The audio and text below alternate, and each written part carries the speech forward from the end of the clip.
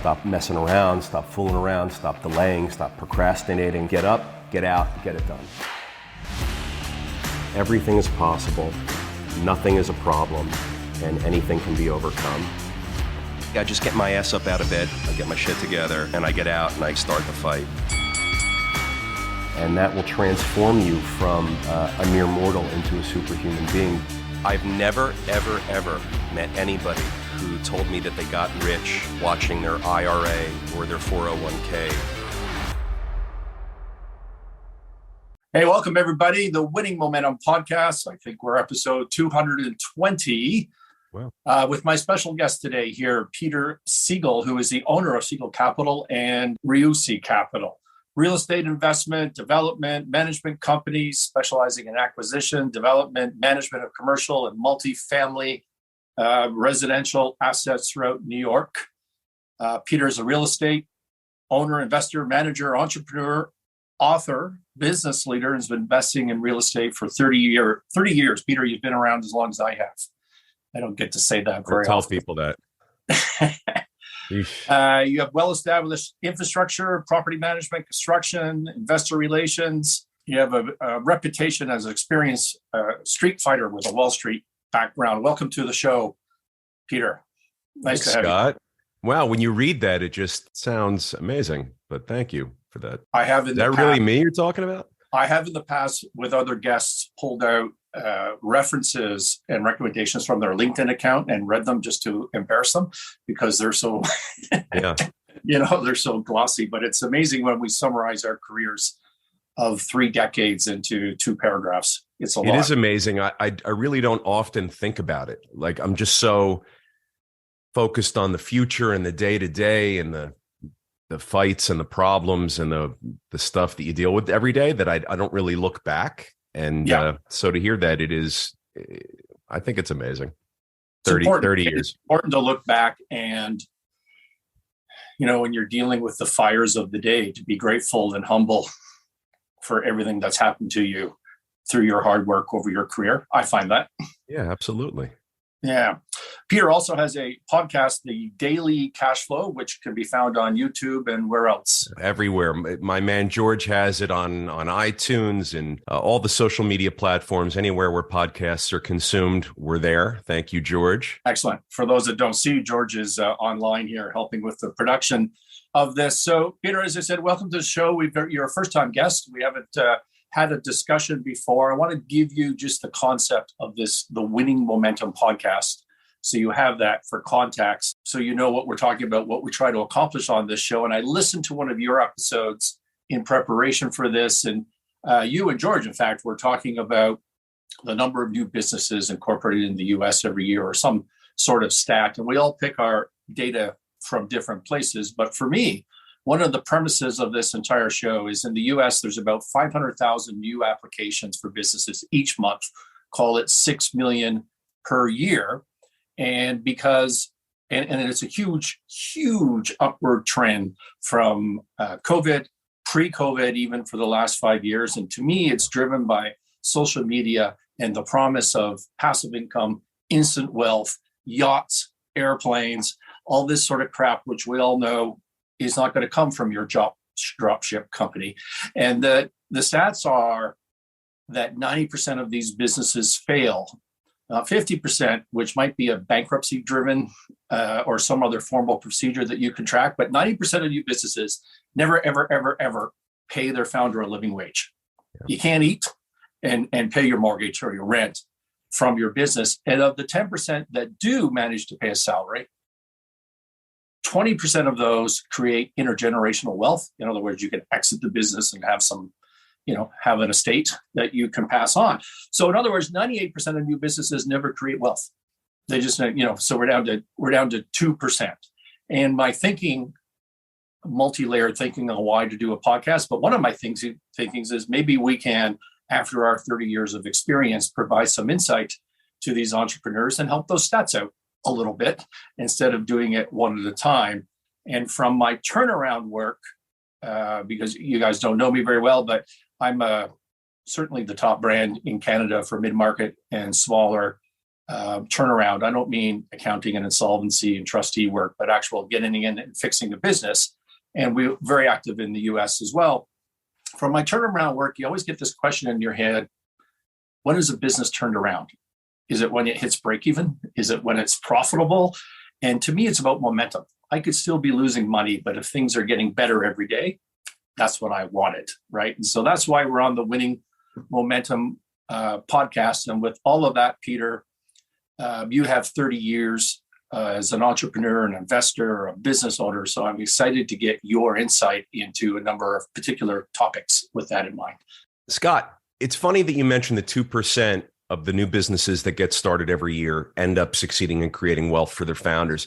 No matter what topic we end up talking about, whether it's you and I or any of the other number of conversations I have during my week with people, everything seems to come down to a significant majority versus a tiny sliver of the minority. We talked just now about 2% of the businesses that get started succeed.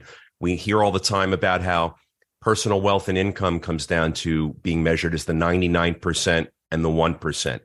When I talk with people about what it takes to get up and get your ass out the door every day and just get through the day in a positive and successful way, we're talking about mindset. It's like 99% of the people don't have the mindset, 1% do. So, college graduates, success at school, whatever the topic is, it's always like, 98, 99%, and then 1 or 2%. I tell you, it's frustrating also. Being an entrepreneur and starting businesses today is so popular and trendy. When you and I were young kids, it meant that you were unemployable if you wanted to be an entrepreneur. Exactly. If you told someone, I want to go be an entrepreneur, it meant that you were just not desirable in a standard traditional corporate working environment. No one wanted you. Certainly that was my deal. I couldn't be employed by anybody. I couldn't sit still. I had the heebie-jeebies. I was bad at taking direction. I had poor reading skills because I had ADD and focus issues. So I almost had to become my own boss and start my own businesses because no one else would give me a shot. But I do see so many people wanting to start businesses. They think it's just going to be an automatic way out for them. And they start businesses, they invest all their money, their life savings, and then they find out they really don't have much and they have to shut the doors and go back to what they were doing before. There's a right way and a wrong way to do everything. There's a right way to start a business. I think you need to research what those right ways are, and people need to get the boxes checked before they start. Exactly. I love that you said mindset. As I went into this journey of creating content, I hired these grossly overly expensive brand people in the US, and they've been terrific. But it's been quite a journey, and it forced me to understand myself and what I do and why I'm successful. And it turns out I'm the least reflective person on the face of the earth. Like, I had no idea.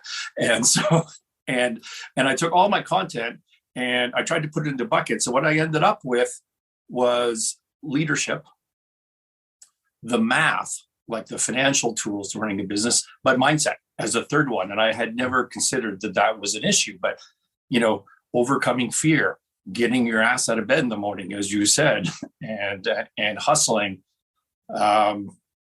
how to make decisions and operate in times of uncertainty, which is my segue to the next topic that I want to talk to you about, is how do you invest, Peter, and how do you manage a business in this environment of amazing uncertainty and chaos? We have war, we have a vicious cycle of inflation going on that I don't think anybody gives enough credit to the problems of that. We have rising interest rates, political unrest all over the world, not just in the US, but political unrest everywhere. AI technology advancements, who knows where that's going to take us and what it's going to do. We've been coming out of the pandemic. I guess that's old news now, but still we're sort of slowly getting out of that mindset. It's this whole chaotic environment. And I noted that you did a podcast on controlling your reaction in crisis. And what are your thoughts for entrepreneurs and business leaders just facing our current environment? Today is so uncertain and it's a little scary, but if you've been through cycles before, like you and I have been through, we know how to have the temperament to get through them. Just today, I sent out a letter to about 400 investors saying that we were going to suspend distributions on a certain portion of properties that they're invested in because things are so uncertain right now. And I cited the inflationary environment. Yes, rents have increased, but operating expenses have increased at a rate greater than the increase in rents. In our markets, we have significant municipal property tax increases this year. All of that suppresses net operating income, and all of that is going to matter for the buildings that have loans that are expiring this year, I think also in next year too. So for the loans that are expiring this year and next year, I told those investors for those properties, look, I want to suspend distributions, not indefinitely, but until I get enough handle around where we're going with values and interest rates. The businesses are good businesses. The real estate's good real estate. But we currently have debt on these properties ranging anywhere from 2.8 to 4.5%. Today, if I have to go replace that same debt dollar for dollar, it's going to be like 6.25, and 6.5. And we're going to have to maybe buy down loan balances. We want to have the money to be available to do that. So I'm thinking right now 8 to 10 months out and 20 months out, because I've got loans expiring the end of this year and the end of next year.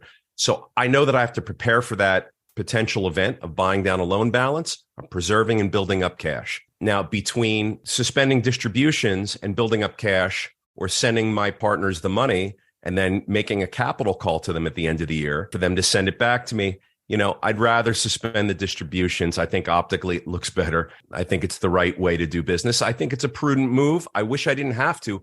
But, in the Northeast United States where I operate, there's a lot of legislative and regulatory controls on operating housing. So we've got a lot of affordable housing ordinances and rent controls and things like that. So rental income, I know you do in Canada as well, actually worse than we have here. But so what ends up happening is that income and rents are capped, but expenses aren't. So as the trajectory of inflation takes its hold on your business, your net operating income, or your EBITDA, just gets suppressed. At some point, that's going to impact valuation at the time of the capital event. I'm just preparing for that. So the long answer is I'm preparing for it. I'm preparing for it because nothing in real estate, I think really in business, any kind of business, happens overnight. If you have the lens for it, you can see things coming. Scott, I see this coming. I see the squeeze on net operating income and profits, and I see the downward pressure on valuations. I can feel it. I can see it. Let me jump onto that point, because that was actually a question for you later, but we'll just tackle it right now. Interest rates have basically tripled if you're in the real estate game, and real estate is a leverage asset. You're going to tell from my question that I'm not a real estate guy, so I'm just kind of making this up. But it seems to me that real estate interest has tripled, which means that basically your cash out the door has tripled, because when you're paying a mortgage payment, for the audience, it's mostly interest. Very little principal is being paid on that. And so you've done your math to buy this investment property, and it all works. And now a major component of your cash out every month has gone up threefold, but you can increase your rents. And it would seem to me, Peter, that someone like you in your business would be at the forefront of seeing problems coming down the road. I don't mean for you personally, but for the economy. And you must be able to see that not only in interest rates, but in people struggling with rent payments, all sorts of issues along those lines. I see it. There's a lot of leading indicators in our day-to-day business world that give me little hints and guide me along the way. So I prepare for this uncertainty by being flexible, by looking at data, and by just paying attention. I pay attention to my customers. I pay attention to my vendors and suppliers. I pay attention to the needs of my team. I make sure that they're well supported. It's so crucial. We need great people supporting us in business on a day-to-day basis to help us create these successful businesses. So I get these indicators coming at me every day, and I just, I can see these things coming. Scott, I just got to prepare, and I have to connect dots far enough out in the future that I'm making decisions that are going to be impactful 6, 12 months, 2 years out, not 2 days out. 2 days out, I'm not going to make any decisions today that's going to really move the ship. But I tell you, with the interest rate environment and with the inflationary expense environment, a lot of P&Ls in a lot of different industries have changed. Labor alone has gone up so much over the past few years. I don't know if it's going to retreat back. I have Never. to consider that it's not going to. So my You never P&L is going to look way different now than it did just a couple of years ago. And it was a very quick change. And I think it's going to really tear a lot of businesses apart. So I think cash is a big answer to this. People that have the available cash or access to cash are going to be able to solve these issues and really not be impacted. They'll be able to buy down loan balances. They'll be able to repay debt. They'll be able to fund whatever needs the business has. But people that don't have access to cash are really going to find themselves in a pickle, I think. Yeah, I think they are, unless they are able to plan ahead like you have. And, I did a couple of episodes on my channel and talked to all of the employees of my company back when the pandemic first hit.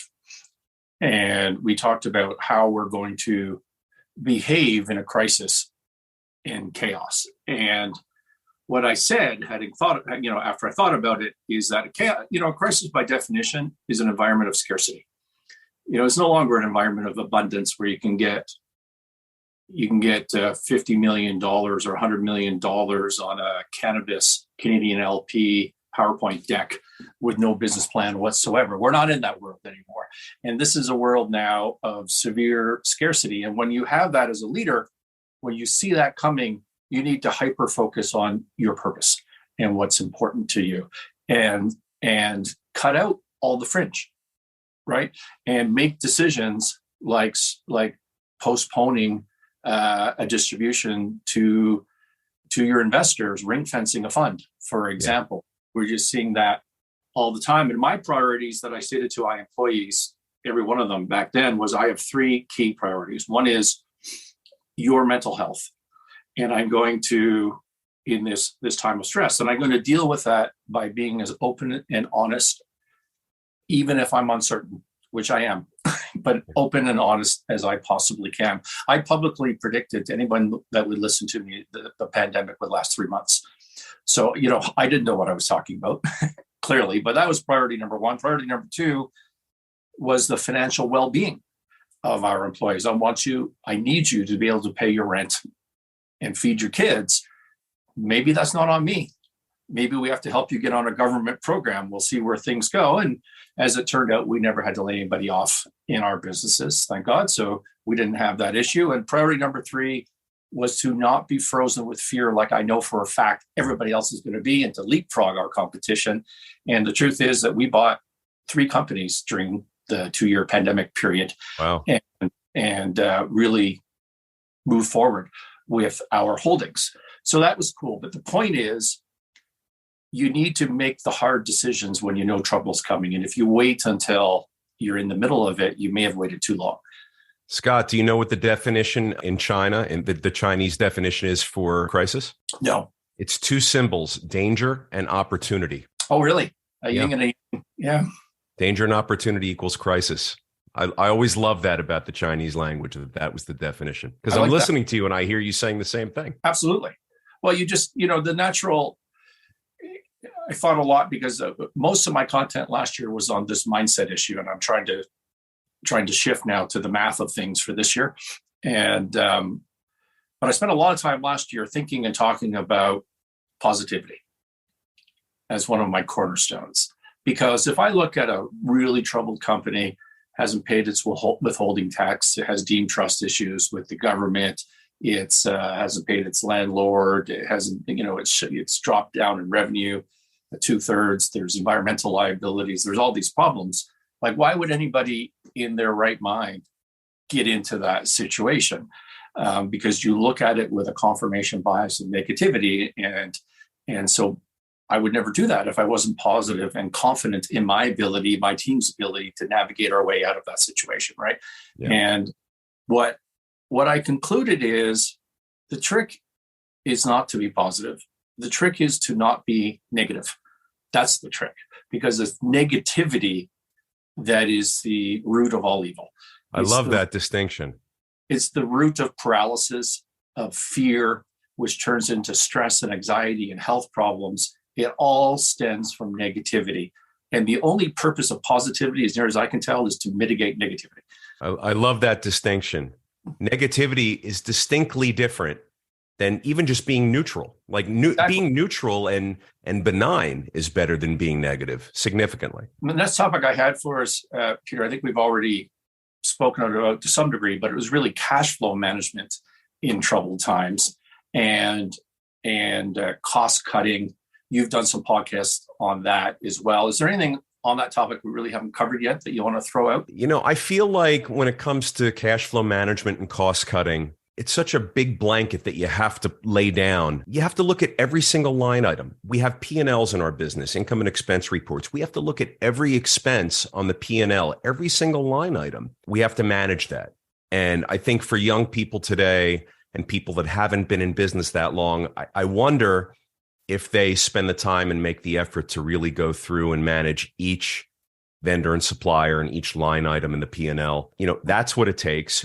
All I do is look at reports for my businesses all day long. I mean, I swim in a sea of numbers. So I'm always looking and comparing year over year, quarter over quarter performance. And I want to look at each line item and see what's creeping. If there's cost creep, I have to dive in there and do something about it quickly. Now, I have cost creep in real estate with the big ones this year, insurance, utilities, and property taxes. Labor's in there too. Materials were significant for the past couple of years, but they've pulled back a little bit and have retreated. But I'm unsure where utilities and taxes and insurance are going to be for next year. I'm not certain they're going to retreat back. But I look at this stuff, Scott. That's the point. I look and I manage. I ask the questions. I pull out this month's bill and I look at 12 months prior. I compare the usage. I compare the BTUs and the kilowatt hours. I mean, I compare all that stuff. And I have my team doing that. I think everyone out there in business has to know how to do that, or at least learn how to do that by just pulling out the reports and the invoices and looking. It's so critical. People don't do it and they need to. Exactly. And when we coach or provide content to entrepreneurs, do we even talk about that? I don't think we do. I think we talk about producing content and generating leads, but we never talk about the numbers. Well, it's real management stuff, right? Who wants to hear about that? Everybody wants to hear about the yachts and the millions and the sales and the lead gen and all that stuff. But really, that's only 50% of the business. That's right. That's right. Let's move on to lead gens and sales and business pitches. Now, Peter, we met virtually as part of a global investment group. Are we allowed to talk about that? I don't know what the rules. Without mentioning names, we can. Okay, well, so I've said everything I can say then. So we we as part of this group, part of what we do is we receive pitches from people looking for money, and let's just say there's an angel investor type group as part of this. And I hadn't, I go about my career buying companies, restructuring companies, taking over management of companies. Investment banking, so selling, mostly sell-side investment banking and financing. I haven't put myself in a position for a long time to just sit there and listen to other people pitch to me. And I'm just constantly shocked. Some of it is awesome, but not much or not many of them. And so you're more in this world. You've been a part of that process for much longer than I have. What's the good and the bad and the lessons learned from that experience? What can entrepreneurs do differently or think about differently in the business pitches? Like 2% of the new businesses that get formed succeed. It's like 2% of the pitches that you hear end up being real pitches. And what I mean by real pitches is that there's credibility behind the people. The concept is in a market where there's opportunity, the barriers to entry are where you want to have them. The legislative and regulatory environment is there. The cap stack looks right. So it's like a real pitch and you can make an informed investor decision. Scott, I see 98% or 99% of the pitches are just Hail Marys from people who are not prepared. They don't have the background. They look back at the past 12 years and see how frothy things were and the availability of capital and social media. Oh, I'm just going to pitch someone. And they make a pitch and it's not a great pitch. They don't look great having made it. The business doesn't look, I can tell in 30 seconds, as you can, as anybody who's done this, you can tell very, very quickly if it's going to be a good fit, if it's right, if it's going to be a high probability of success, and maybe you want to invest in it. Very quickly, we can tell. And I just feel like with all the new businesses getting started and people that want to take the leap and become entrepreneurs and start businesses, we see a lot of pitches from unqualified, inexperienced people. Even the guys that started Microsoft and Facebook and many other examples that we can think of, they were inexperienced when they started, but they've identified something that was a big market segment. They address that market segment. I mean, these are critical things that a pitch has to have. I don't see it a lot today. I just really see hey, write me a check. And it's shallow. I'd like to see more depth of knowledge of the business, more depth of experience from the person pitching. I want to see much better communication skills. Scott, if we can change one thing in the world, it would be to teach everybody how to speak publicly, how to address people, how to communicate. When I get pitched, sometimes, most of the time, people don't have a handle on that stuff, and it's snoozeville. I'm not interested. I'm not excited to hear more, and then the content typically stinks as well. So, well, that goes hand in hand, right? If you had interesting content, if you were talking, if a pitcher was talking about something that was interesting to you and relevant to you, that's the thing. I think you said this in different language, but they just seem to have zero context of who they're talking to, right? Yeah. If you come into a group of angels and you ask for something that's just that you've never met before, they never met you, and they ask for something completely outrageous in terms of, a quantum of cash, and if we just had whatever $1 trillion, we could do this. Well, it just makes no sense. Scott, like everything else in business, there's a right way and a wrong way to pitch and seek and raise capital. People need to understand the right ways to do it. You got to be clear, concise, quick, and to the point. You've got about 7 seconds to capture your investor's attention and to get to that next level with the investor. I come back to that point just in a second, because I think that's critical stuff. I'm just going to give you a couple of my pet peeves from pitches that we listen to. You tell me if you agree or don't agree. One is, to me, they talk about their business, but what an investor needs to know when you get right down to it is, how do I get in? How do I get out? And what happens in between? And no one ever tells you that. No one ever tells you, this is what I'm trying to raise. I'm going to sell you common shares or convertible debt or something. And, there's the valuation. Here's how we're going to exit. There's the 3 possibilities and, the target in between. And here's how you're going to be secure, and we're going to grow this business and create value in between. Do you get that sense? If I knew that in the first 3 seconds of a pitch, I'd hang in there and I'd want to hear more. But people make me wait like 10 minutes and I'm like falling asleep. Exactly. And my second pet peeve, and this is not just from pitches that I've listened to, but I just think it's just everywhere through such a period, decades of abundance in capital markets. And I think it's almost more of a US trend than anywhere else I see in the world, is people just manipulate their business into this Series A, Series B, Series D, C, whatever type financing, where they're like, okay, we're at this stage, so that's our valuation. And then next year, we're going to do the next round, will be at this valuation. And they just detach their capital raise from the realities of the business entirely. And their structure is tied to this, this manufactured capital structure, which may not make any sense for where the business is at right now or in the future. Well, you're talking about capital structure and long-term financing for these businesses, and that's definitely something that people that are newer to pitching would not have a lot of exposure to. So they need to seek out the right mentorship and advice and put together a plan for capital that's relevant and appropriate for their business. Otherwise, without a capital plan, you're just going to be capital constrained. And the 98 or 99% of the businesses that fail, most of them are because of capital constraints.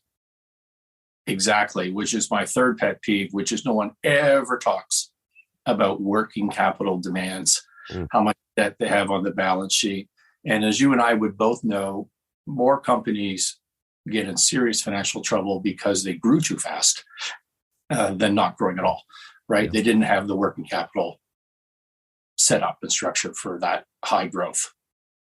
I tell you, once you go through that the first time, it should be the only time. I remember when I was a kid, one of my first businesses, it was a multi-unit food retail business. We had a bunch of small footprint restaurants, quick serve restaurants, and we grew so fast and we were capital constrained. At some point, the rubber hits the road and you have to either bring in new capital or you can't grow anymore and you have trouble paying your bills. And I remember as a young entrepreneur, I was 23 years old. I was faced with really important decisions. At this point, we had like 25 locations, and I had to decide about debt and equity and selling shares and all of the stuff that I was really new to it. And I didn't have at that point, I didn't have the right capital structure and the knowledge about the needs of the working capital. But I tell you, that was the first and last time that I ever was in a position where I wasn't aware. And then every time after that, I was very focused on working capital needs. Tell me about this 7 seconds to get somebody's attention. How do you think they ought to go about that in a pitch? Scott, you got to hit me with, well, you just said, how do I get in? How do I get out? And what happens in between? I'm going to add to that. What's the amount you're looking for? Give me a ballpark projection of the return that I'm going to make on my money. Let me know if there's any collateral or security there. Half a second background on who the team is. I just have to know that there's a jockey driving the horse. And do that all right away in 2 seconds. All right away. And then we can get into market demographics and exactly projections and longer term stuff and supply chain and all the stuff that an investor would ask someone who's pitching. But the first 7 seconds, you got to hit me with the meat and potatoes. So that's relevant specifically to a pitch for capital right now. Everybody's gathered in a room. I want to raise some money. That's the way I go about it. I 100% agree with you. And you should accomplish all that in 2 seconds. Now, that distinguishes from the elevator pitch, met some random person, and I have to describe my business, or the cocktail reception pitch, or the PowerPoint in a boardroom pitch, not necessarily to raise money, but who you are, who your business is. But the same issue exists. Those are important pitches, and the same issue exists in terms of getting the attention and in 7 seconds. So what I do is I coach people and try to get my clients on that side of the business to have 3 pitches: the 30-second pitch in 1 sentence, the 3-minute pitch, which is an expansion of that. It gives a for example to the 1 second, to the 1 sentence, and then the 5 to 10 minute being that in a boardroom PowerPoint. And what you're going to do in there is you're going to give some credibility to you and your team and experience that goes along with it. Do you have thoughts on that process? Yeah, I love that. That's a great roadmap. I love that. The 1 sentence, the 10 seconds, the 3 minutes, and then you just expand onward and outward, bringing in more of the data and more of the dialogue that investor will want to hear about once you keep them engaged with you. I love that. For the person pitching, it really prioritizes the things that you need to front load. Without those things up front, you're not going to get me to 3 minutes. So I like a roadmap with priorities. I like that we're talking about setting a hook and having the person that we're pitching to bite. And that comes back to personal communication skills and presentation and marketing skills. We have to know how to speak to people. Whether it's about individual issues, pitching a business, whatever it is, we have to know how to speak to people. And certainly we're pitching businesses. We have to know how to do it. I feel like someone should hit me over the head with a frying pan because I just keep repeating myself. But there's a right way and a wrong way to pitch. And there's a right way and a wrong way to start a business, to get into business, to do business. We need to expose the right ways and dissuade the wrong ways because it's going to help so many people. Right. And just for the audience, maybe beyond the scope of what we're talking about today, Peter, but I'm always preaching, the first thing you should be pitching is benevolence. Number 1. Number 2 is trust. And number 3 is competence. And if you're doing it the other way around, you're doing it wrong. That's just what humans value. Couldn't agree more. And I love the trust part so much because without trust, I'm not going to invest. I have to really feel good about you. I have to feel good about your control of my money, whether it's in a business sense or any other sense. But I really have to have that trust factor. So many people need to work on that. they may have a good business idea, but they just seem a little off, or I don't trust them. I'm not the confidence. Use the word confidence. So I think they go hand in hand. But I love that benevolence is number one. I just quickly, I heard maybe a year and a half ago now on Clubhouse, a psychologist talking about exactly this. That's where I got that from. And his cute story, I thought, was if you're tasked, you and your group at your office, whatever environment you're in, to do, say, a very important PowerPoint presentation to senior executives or the board of directors, and you have your part and your colleague has their part, and you show up and you both do the presentation, and then his part of the PowerPoint or her part of the PowerPoint, there's typos and adding mistakes and just general incompetence. How do you feel about that? And the answer would be frustrated. You think they're incompetent, but you don't have a deep resonating hatred of that person. You just think they're incompetent, right? Whereas is you had the same scenario and you said to your colleague, is this done? And they say, yeah, it's absolutely done. Not only that, but I sent it off to this third party and they proofread it and they, it's 100% perfect. And then you have the same problems. Well, now they lied to you. And now you have a much deeper psychological distrust and hatred of that person, right? And the reason is that humans value trust more than competence, right?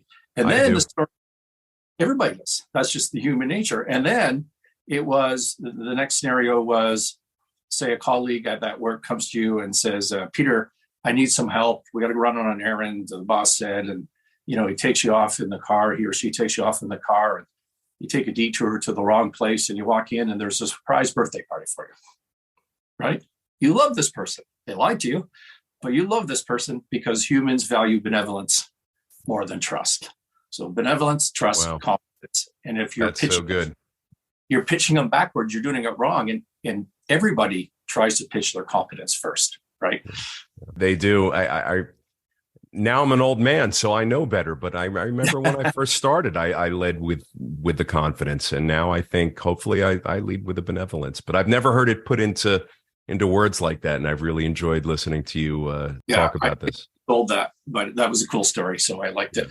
And I think when we were younger, we were always trying to overcome our perceived self-doubt, and so talk about competence all the time. Yes, we were. We're past that. Tell us, Peter, about your approach to business investments. What sort of deals are you looking at these days? And, how are you seeing the market? What's your criteria? All those sorts of things. Scott, so much has changed so quickly. I used to have a pipeline from my core business is multifamily real estate. I used to have a pipeline. It was regular. It was active. It's really changed over the past 24 months. It's very dry. It's very thin. I don't have that same pipeline, but I want to grow and I want to stay in business and expand. So I've pivoted to new things. I've gotten into some new industries. I'm in cannabis now and different types of cannabis businesses, and then also the real estate. What are you doing? You're leasing? So I am a partner in the largest legal pot farm in the country, certainly in California, but based on land use permits, we think currently right now it's in the country. It's 134 permitted acres of grow in Santa Barbara County, California. And it's a hybrid indoor-outdoor grow. So it's, we use hoop houses and we have irrigation wells delivering very specific amounts of nutrients and hydration to the plants.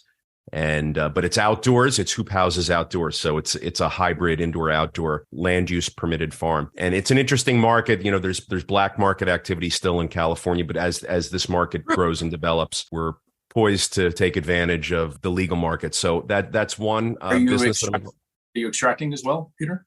And we're not extracting. We sell to people who extract. We sell trim and stem to people who extract. Another one is that we're property owners and landlords to a major MSO for some of their dispensaries. So that's a new business for us, but it's a single tenant special use property. It's a triple net lease, so there's different types of management concerns than we have with multifamily. We don't have really a similar set of management concerns, but new and different ones because it's cannabis.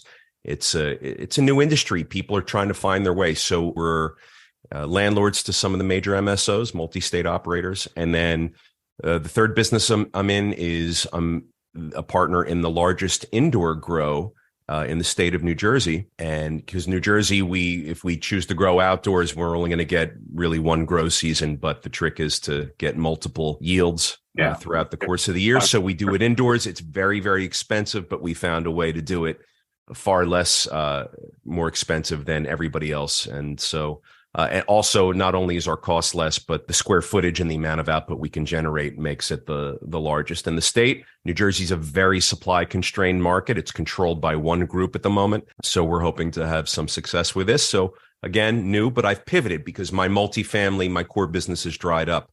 I'm looking for things that I think, Scott, and aren't we all right? But I'm looking for things that are really easy for me to be able to say, yeah, there's demand, there's endless demand. I'm really looking for high demand opportunities. If I stop and have to think, well, is someone really going to buy that product? Is someone really going to need that service? Usually I don't proceed with the investment.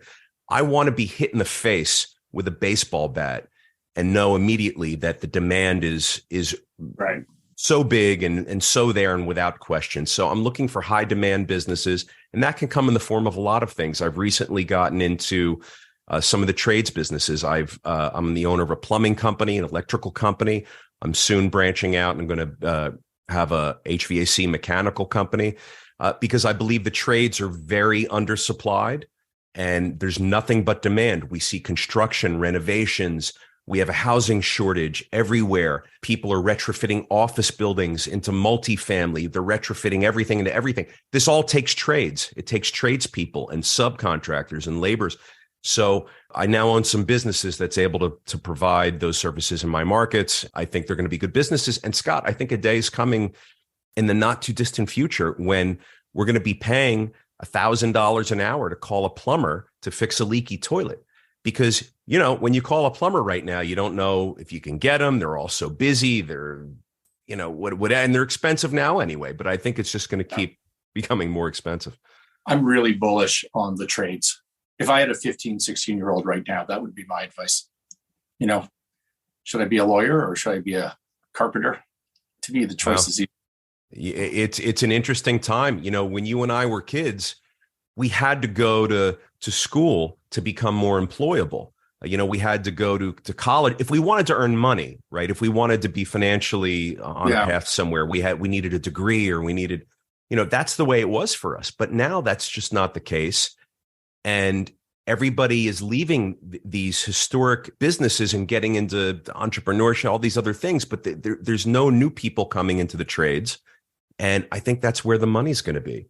I really do. I think they're going to be making very, very good six-figure incomes. Now, Peter, part of what you do when you said you had to restrict distributions, for the audience members that don't know what that means, what it means is that you have third-party investors who are accredited investors or sophisticated investors, depending on your jurisdiction, and they invest in whatever structure you have. And then they get distributions from interest or earnings or exit of that particular deal. So that's what you mean when you say that, correct? Correct.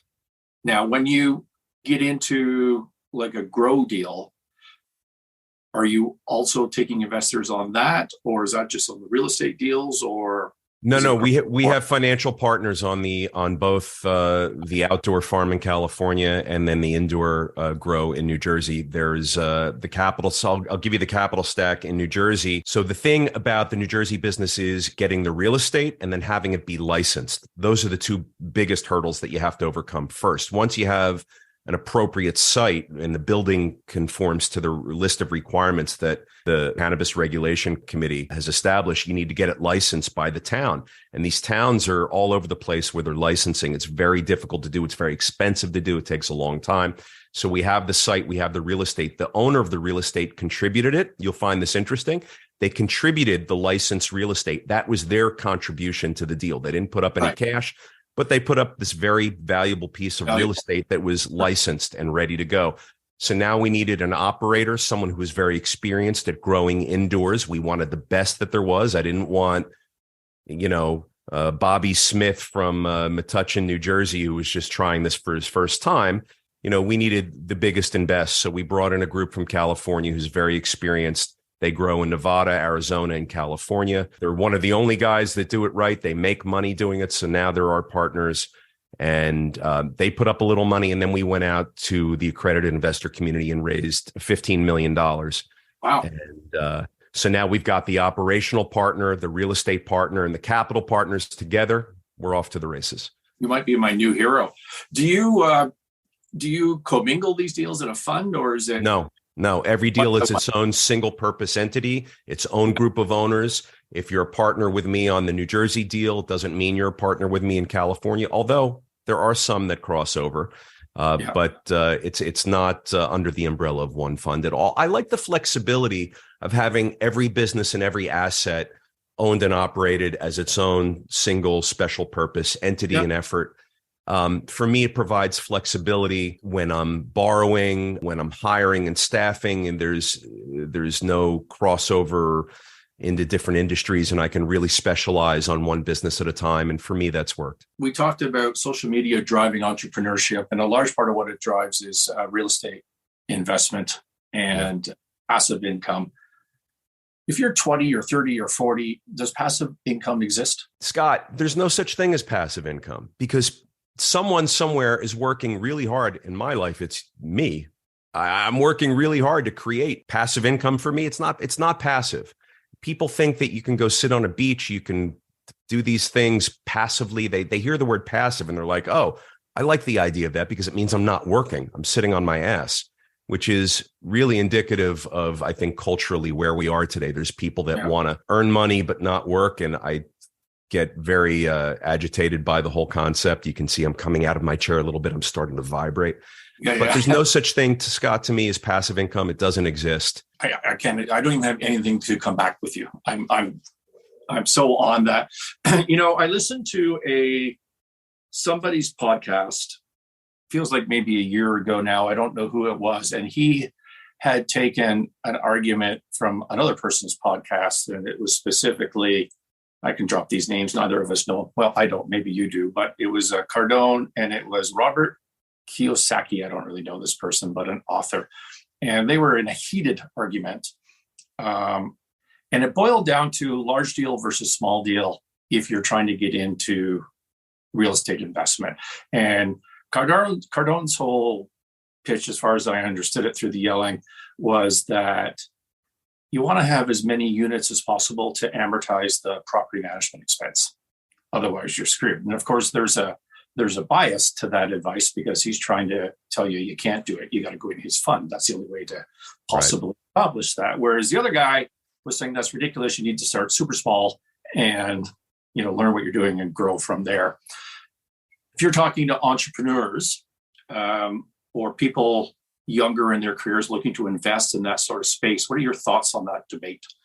It's a great debate. I think, Scott, for young people starting off in the near term to get started, start small. You have to gain the skill. You have to gain the mindset. You have to gain some experience because I'm not going to take you seriously if you're pitching me to invest. I'm not going to take you seriously if you want to work with me or if you want to talk to me about what you're doing. I'm just not going to take you seriously unless you've got some skin in the game, you've got some experience under your belt. So start small. It's okay to start small, but long-term have a growth and a larger perspective and expect that you'll grow and do larger and bigger and better things, because the truth is it is more economically beneficial to have more units under one roof than less. I mean, when I've got a 200 unit property, I've got 200 units. If 5 units go vacant, I've got 5 out of 200 that are vacant. If I've got a 20 unit property and 5 units go vacant, I'm 25% vacancy rate.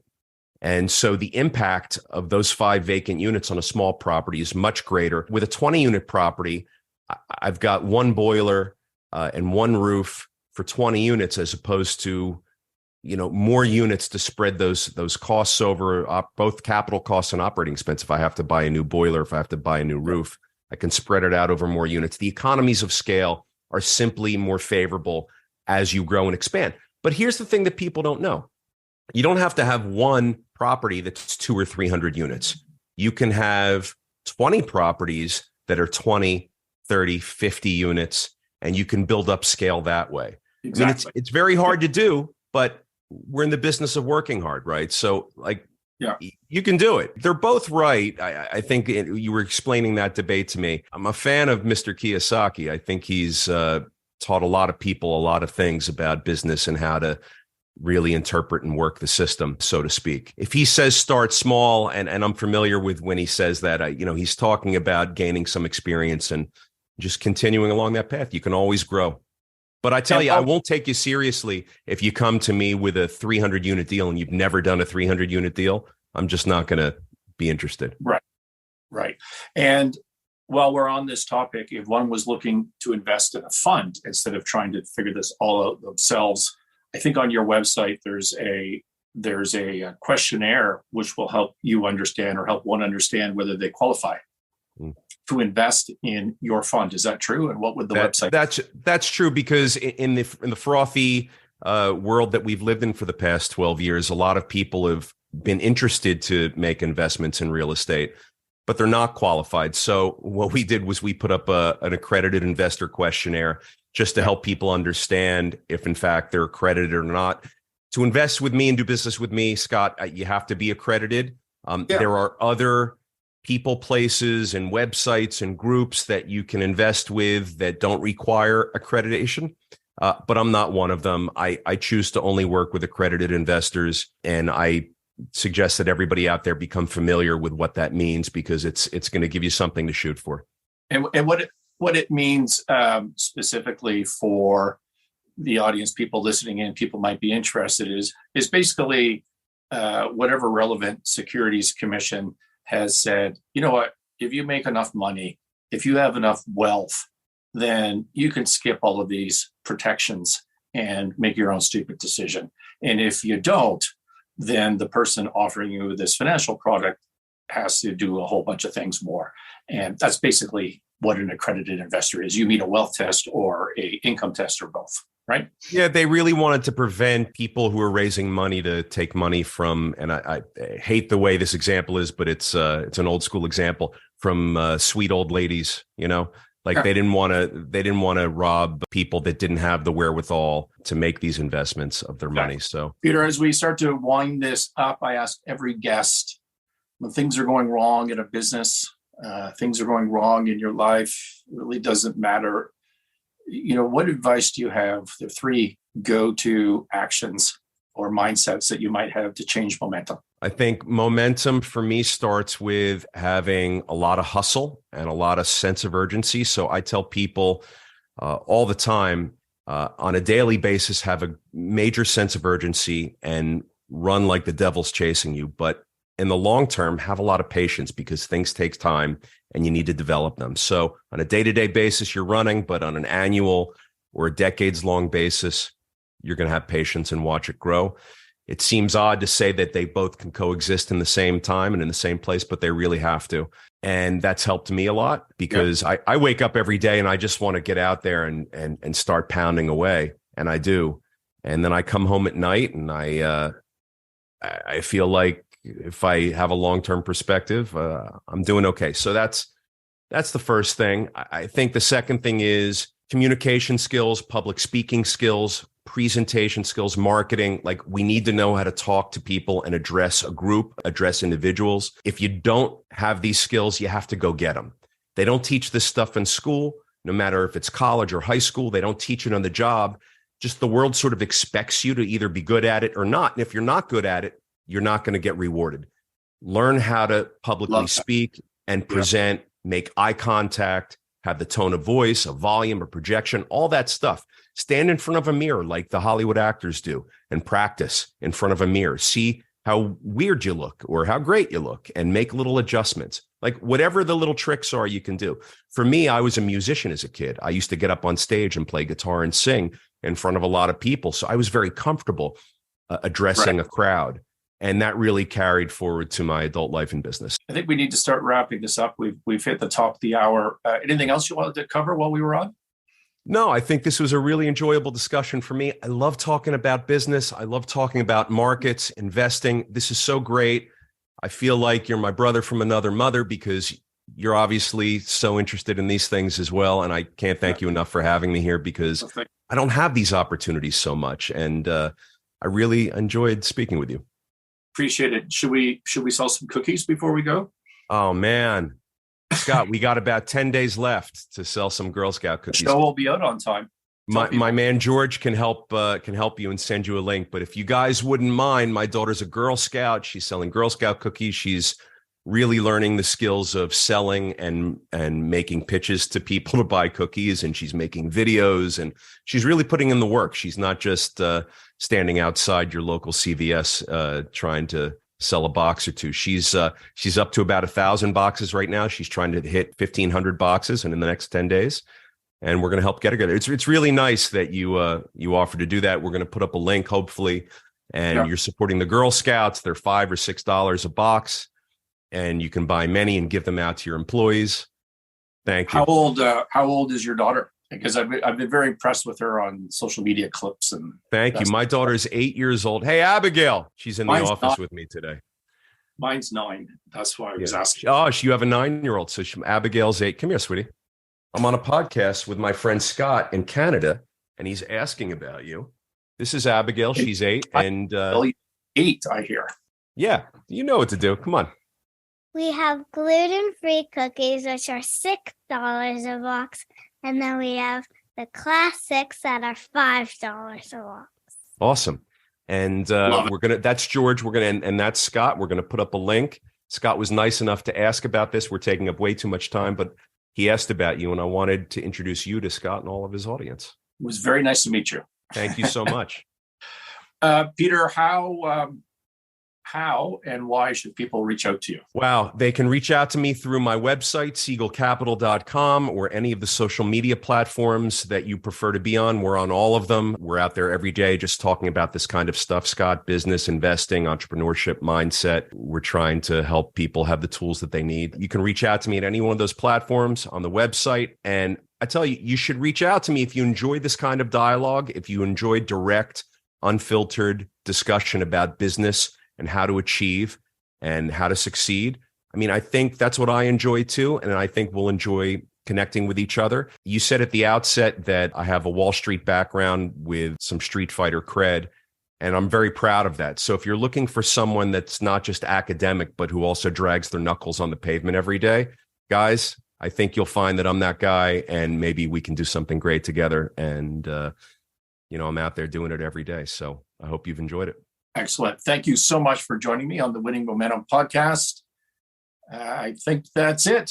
Thank you, everybody, for listening. And we will talk to you next week. There'll be links for Peter in the notes and also for the cookies, I believe, will be in the notes as well. Thank you, Peter. Thank you, Scott, very much. Thank you.